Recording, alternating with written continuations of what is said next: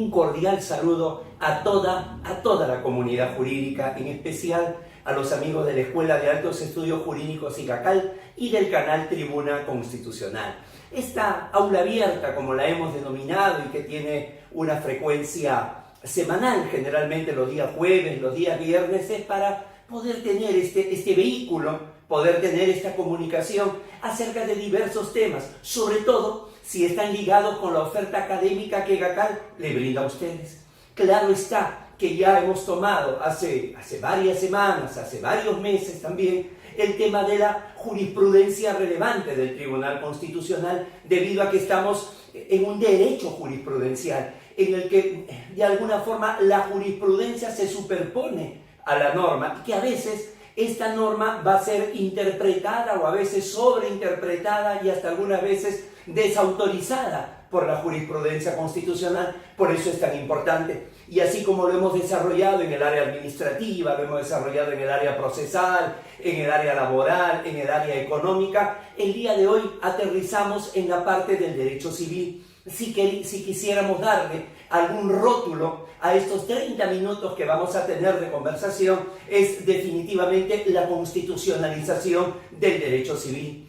El derecho civil que de alguna manera viene a ser con seguridad aquella disciplina que viene a la saga en el ámbito de la constitucionalización. Mejor dicho, si es que nosotros tuviéramos un medidor de la intensidad, cómo influye la jurisprudencia del Tribunal Constitucional en las diferentes parcelas del derecho, en los diferentes ámbitos, con seguridad, donde tiene una menor injerencia, una menor influencia, donde no encontramos sentencias abundantes, donde no hay, un precedente constitucional claro sobre el tema relativo al ámbito civil, es justamente en esta área. Y esta área, el área del derecho civil, tanto patrimonial como extrapatrimonial, si bien es cierto, forma parte del ámbito de la constitucionalización. Cuando nosotros hablamos de aquello que han señalado ya varios autores, del efecto irradiación que va a tener el tema constitucional, insisto, en todos los rincones del derecho, con seguridad es en el ámbito civil donde tiene tiene una influencia más tenue, sin embargo, igualmente importante. Ahora, la primera pregunta que nos hacemos, ya para entrar al tema de fondo, ya para comenzar con este ámbito de la constitucionalización del derecho civil, ¿por qué esa intensidad baja del ámbito constitucional en el ámbito civil? Por dos razones fundamentales. La primera de ellas, porque estamos hablando de una relación horizontal. Generalmente la protección constitucional, generalmente el paraguas, generalmente el escudo constitucional viene a raíz de una relación vertical, como es la relación que, por ejemplo, se da en el ámbito administrativo, como es la que de alguna manera se da en el derecho penal. Si bien es cierto, hoy con el sistema acusatorio se da una relación horizontal, pero al otro lado está el Estado, al otro lado está la Fiscalía con todos sus recursos, con la policía, y además está en juego la libertad. O, por ejemplo, en el ámbito del derecho laboral o previsional, donde siempre el indubio pro operario, donde el hecho de que una persona ya no esté en el apogeo de su vida, sino esté en el perigeo, en el colofón de su vida, hace que la protección sea más necesaria y notoria. En cambio, cuando hablamos del derecho civil, hablamos de una relación horizontal, que, atención, mientras cada una de las partes, vamos a colocar lo más frecuente, que son los contratos, donde cada una de las partes contratantes cumpla con lo que le corresponde, difícilmente vamos a encontrar ahí una controversia. El maestro Alvarado Belloso utiliza un ejemplo que es muy nítido para representar la importancia del proceso, para representar o tratar de graficar y romper el mito de que el proceso viene a ser un muñón, viene a ser un apéndice del derecho civil, es decir, se le llama como una rama formal. Él dice, en toda conferencia, al momento de venir aquí, quise comprar un caramelo, me detuve, yo ya sabía cuánto costaba el caramelo, le entregué la moneda, la otra persona me dio el caramelo y sin decir una palabra celebramos un contrato perfecto. Ninguno de los dos se puso a reparar que era un contrato bilateral de prestaciones recíprocas, inalagmático, para querer referir de que en el ámbito de las relaciones humanas, insisto, sobre todo en las contractuales, si cada uno hace lo que le corresponde, muy difícilmente va a requerir una tutela. Y en caso de requerir una tutela, generalmente la tutela ordinaria. ¿Cuándo ingresa la tutela jurisdiccional? Y aquí es donde viene la segunda razón. Si bien es cierto, la primera, que es esta relación horizontal que se tiene en el derecho civil, debe ser la primera explicación a por qué no esta suerte de control constitucional se hace con tanta frecuencia o con tanta intensidad. Por otro lado, es necesaria. El hecho de que no se haya dado ni en la contundencia ni en el número que se ha dado en otros ámbitos, ¿no? En el penal, en el administrativo, en el laboral, en el previsional, no quiere decir que no sea necesaria. Claro que es necesaria. Recordemos, el Código Civil, por ejemplo, es una de las denominadas normas constitucionalizadas. Entendiendo, insisto, entendiendo por norma constitucionalizada aquella norma que es preconstitucional. El Código Civil es del año de 1984 y la Constitución es del año de 1993. No son solamente los 9 años de diferencia, sino es la diferencia en la concepción que se tiene del mundo y del derecho. Código Civil, que entró en vigencia el 14 de noviembre de 1984. Todavía estábamos en plena Guerra Fría. Todavía no caía el muro de Berlín. Todavía no llegaba la perestroika, la Unión Soviética todavía estaba consolidada, Alemania estaba dividida, el socialismo seguía siendo una alternativa importante al capitalismo. Y otra cosa es la Constitución de 1993, ya con un liberalismo, ya con todo abierto, y entonces, me refiero al mundo económico, y entonces a partir de allí es que vamos a encontrar algunos desencuentros, sobre todo si cuando se dice que la gran diferencia entre la Constitución de 1979, que fue la que prohijó al Código Civil de 1984, y la Constitución de 1993 es la parte económica.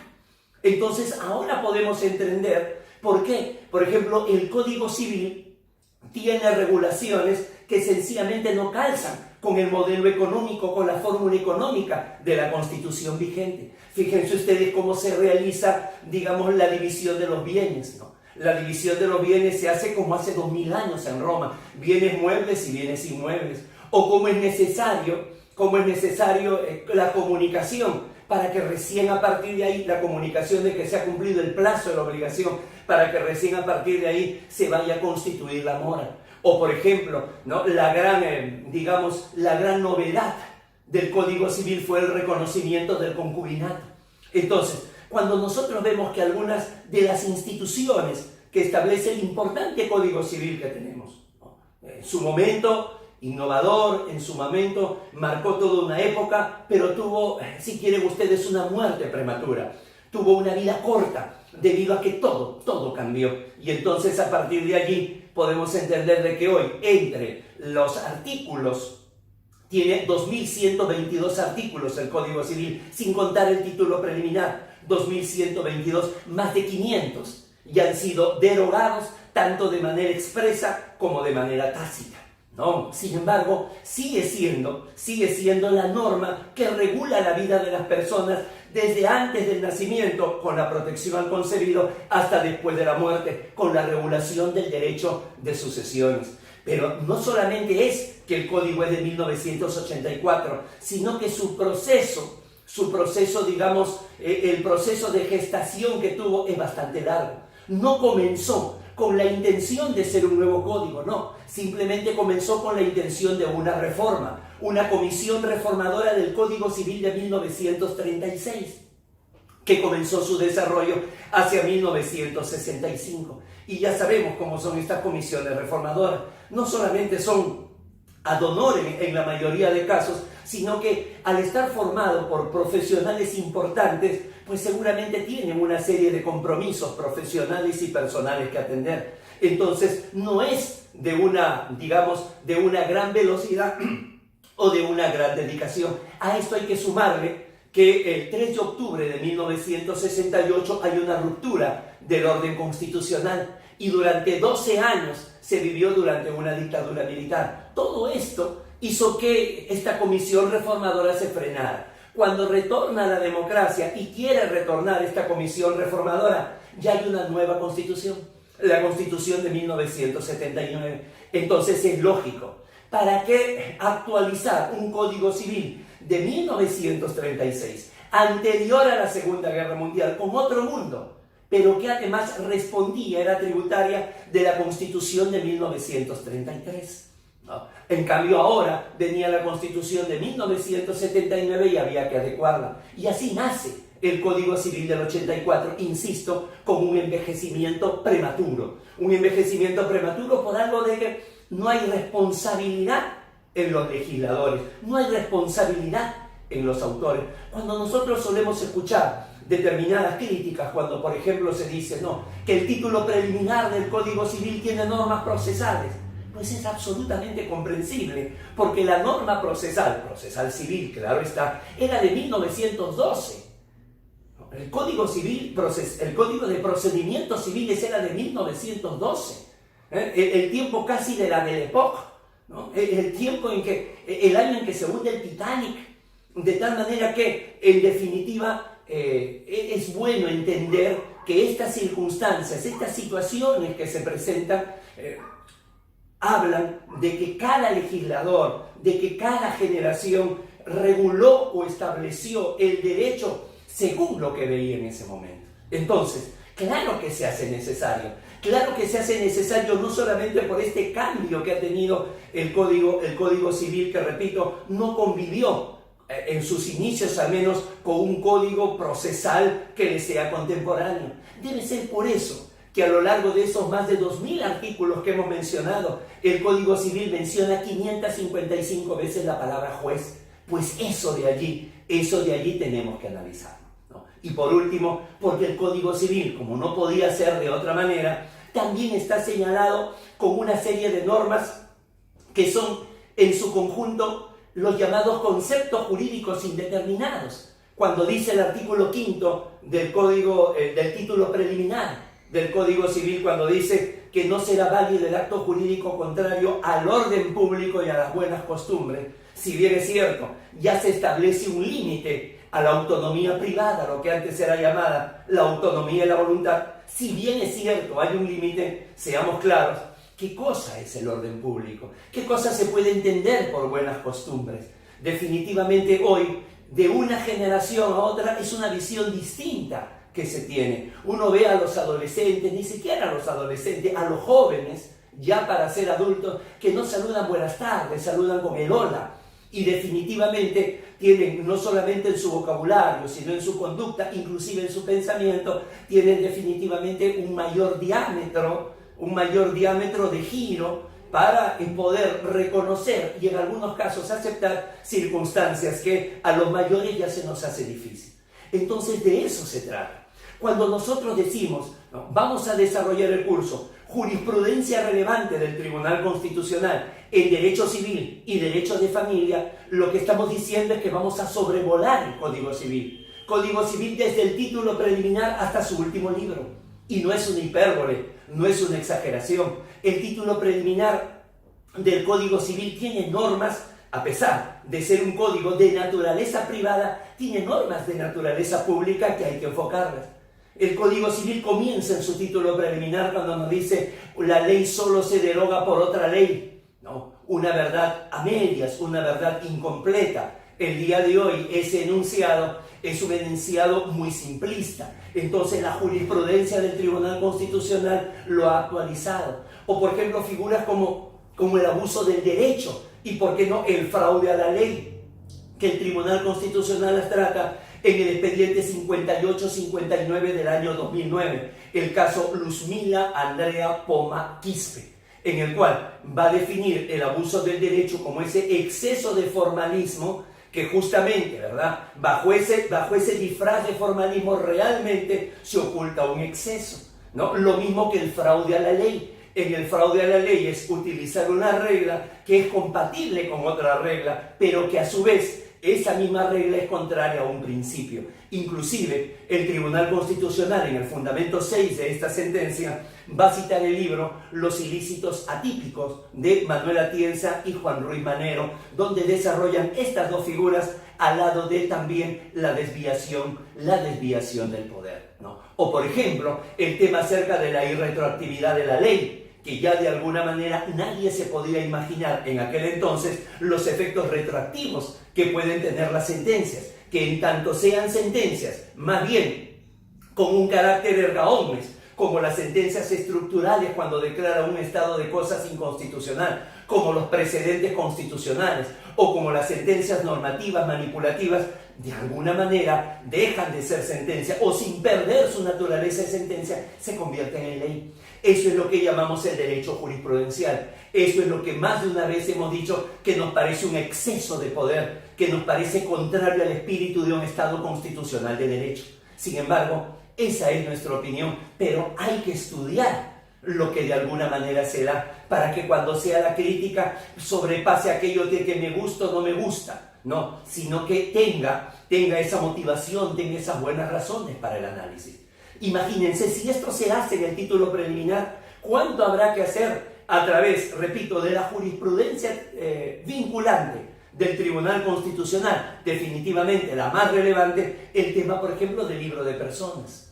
No solamente hay sentencias respecto del documento nacional de identidad, no solamente sobre su entrega, no solamente que es la representación de la personería jurídica, no solamente inclusive se ha señalado que no necesite estar vigente para realizar, digamos, un traslado al interior del país, etcétera, sino que además sentencias que tienen que ver con el libre desarrollo de la personalidad. Es decir, cuando se da el Código Civil y en los años siguientes, en los años posteriores, se aceptaba con una total normalidad, porque se decía, es lo que dice la ley, y entonces había que resignarse. El hecho de que vaya una pareja que por alguna razón no estaba casada y que quieran matricular al menor de sus hijos, digamos, o a la criatura a un colegio religioso, y venía la exigencia del matrimonio religioso de parte de los padres. Eso ya no se da más. Atenta contra el libre desarrollo de la personalidad. O el hecho de que la maternidad o la paternidad, lo que pasa es que la maternidad es advertible, es visible, pero tanto la maternidad como la paternidad era una causal de separación del cadete que quería seguir una carrera policial o que quería seguir una carrera militar, si es que en su formación, repito, se daba el caso del embarazo o el caso de la paternidad. Ni hablar en el ámbito de familia, ¿no? No solamente se ha esclarecido el modelo de familia, no es que solamente el día de hoy se dan las llamadas familias ensambladas, ¿no? Estas familias en las cuales los hijastros se consideran hijos para todo lo que le favorezca, sino que inclusive la posibilidad de presentar habeas corpus cuando uno de los padres, el que tiene la tenencia normalmente, no deja al otro verlo, e inclusive de los padres, pero cuando son mayores, y entonces la actual pareja del padre o de la madre no deja ver a los hijos, ¿no? Que es el caso que se da en el de José Felipe Tudela y Barrera, por ejemplo. Entonces, tenemos circunstancias que en el ámbito de familia inclusive se puede dejar allí solamente lo del Tribunal Constitucional y ver cómo el caso Duque versus Colombia, por ejemplo, ha reconocido como familia, como un concubinato, a una pareja de dos varones, ¿no? Y todo esto, repito, ni por asomo lo ha debido determinar los autores del libro de personas. A propósito, no solamente hablamos del DNI como documento, sino también la importancia del DNI como cuando se da el cambio de nombre, en el caso, por ejemplo, de los transexuales, ¿no? Y en el ámbito de familia, repito, toda una connotación, no solamente de lo que es en estricto el libro de familia, sino además del principio de interés superior del niño. Ya en el ámbito extrapatrimonial, inclusive, tiene relevancia en el ámbito de sucesiones, ¿no? El famoso testamento de don José de la Riva Agüero, que dio ese caso tan sonado de la Pontificia Universidad Católica del Perú, también daremos allí un golpe de vista.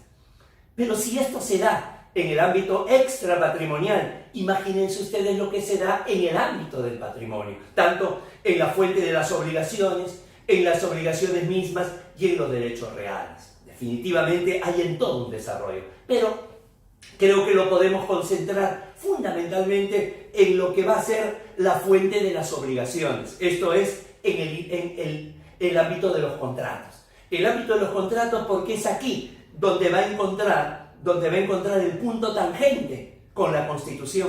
La Constitución, en el artículo 2, inciso 14, establece la libertad contractual.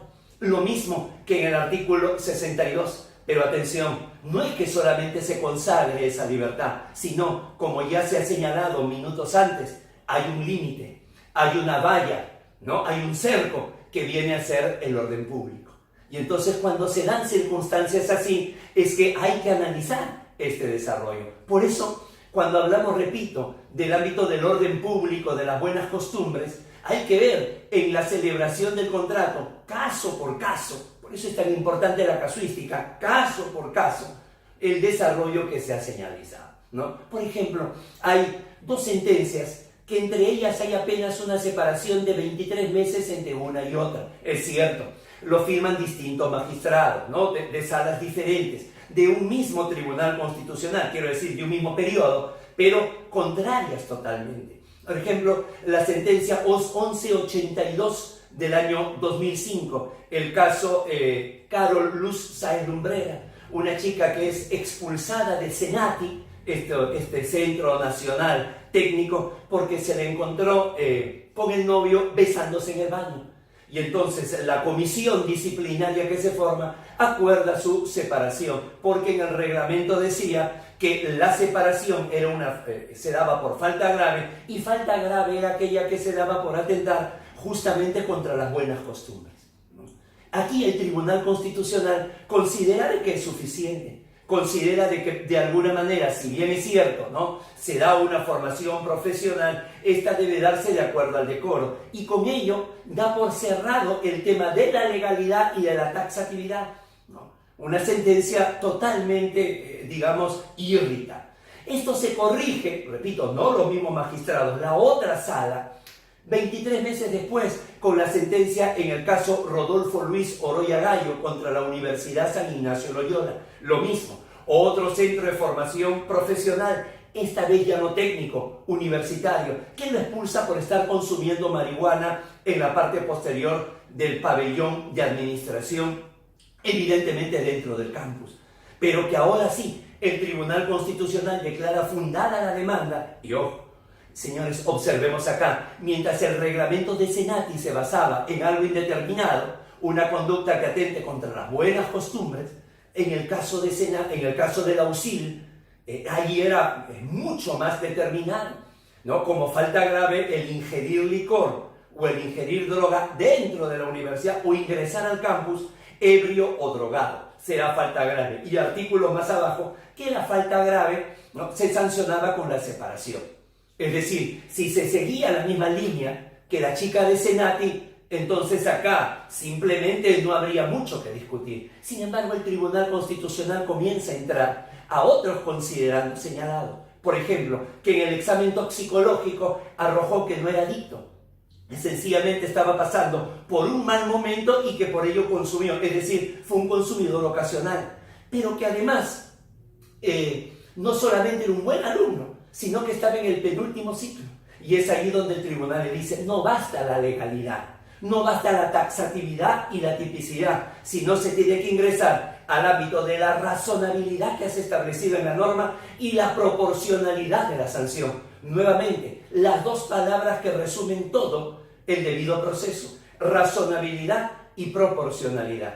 Es razonable que a un alumno perteneciente al quinto superior, que ya estaba en el penúltimo ciclo, que no tiene antecedentes, un centro de formación profesional, ante el primer error lo expulse. Es proporcional esa sanción, que acaso no podía llamarle la atención públicamente o podía en todo caso suspenderlo.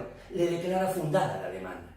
Entonces, fíjense que como todavía en aquel entonces, estamos hablando una década atrás por lo menos, no se tenía muy en claro esta figura. No sé si ahora se tendrá en claro, porque definitivamente cada uno Cada uno ve la norma y la situación desde su particular punto de vista. Y así es cuestión de meterse y sumergirse en el mar de jurisprudencia del Tribunal Constitucional, y vamos a encontrar casos como el de ventas atadas, el famoso caso de la ferretería El Salvador, donde la venta de cemento solamente la realizaba la ferretería, y ese cemento que era necesario estaba condicionado a que compraras otras cosas en la ferretería.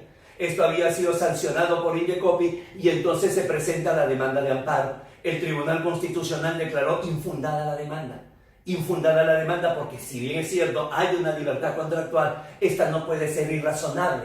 Esta no puede afectar como venía afectando económicamente en esta circunstancia. O, por ejemplo, el caso de contrarios societarios acordeón, cuando definitivamente se establece como una posibilidad dentro del contrato que si la empresa ingresaba en quiebra, pues todos sus bienes se reducen a cero. Con ello era una suerte de fraude a la ley porque los acreedores no tendrían de dónde cobrar, ¿no? Son casos que, repito, aparecen muy particulares, aparecen muy escondidos. O hay otros casos que sí son emblemáticos, el famoso caso de la guerra de las cervezas, que se da en el caso de Ambev, cuando quiso ingresar al mercado peruano versus Bacus, ¿no? Este tema que Bacus, que tenía la posición de dominio, ya para esto había comprado Pilsen y para ello prácticamente concentraba más del 90% del mercado cervecero, ve ingresar a Ambev y le dice, no, para que venga una empresa y pueda realmente dedicarse a la empresa cervecera, tiene que formar parte de una asociación. Pero para formar parte de la asociación tiene que estar por lo menos 10 años en el mercado. Y por lo tanto, como tú todavía no puedes estar, no te voy a intercambiar las botellas. Entonces, cuando se presenta la medida cautelar, dándole la razón para que no haya el intercambio de botellas, Ambev presenta la demanda de amparo. Y aquí es donde ya quiero culminar señalando la importancia del conocimiento. Repito, tu especialidad, la que tengas, la civil, la penal, la comercial, la administrativa, la de gestión pública, la que tengas, siempre con el resguardo constitucional. La todopoderosa Bacus contesta la demanda y, señores, le dice al Tribunal Constitucional que hay dos errores. Primero, que lo que está reclamando Ambev son derechos económicos y que por lo tanto los derechos económicos no forman parte del amparo contra resoluciones judiciales. Y en segundo lugar le dice, tú mismo, Tribunal Constitucional, has dicho que para que proceda el amparo contra resoluciones judiciales tiene que haber una resolución firme, y esto se trata de una medida cautelar. Por lo tanto, rechaza, declara improcedente la demanda, ¿no? Inclusive con una terminología o con un estilo que se podría sobreentender el hecho de que estaba denotando un desconocimiento de parte de la otra parte. Y no es así.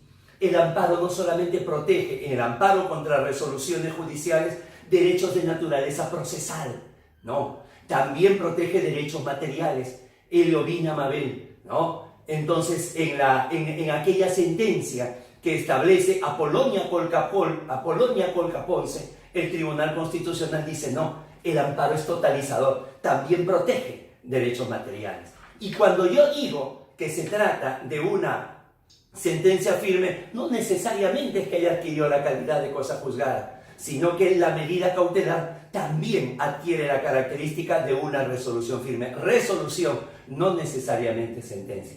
Y así podríamos continuar, inclusive hasta el ámbito de la prescripción. En el ámbito de la prescripción, el expediente 2132 del año 2008, el caso Rosa Felicita Elizabeth Martínez García, también establece un control difuso sobre el plazo de prescripción para los alimentos.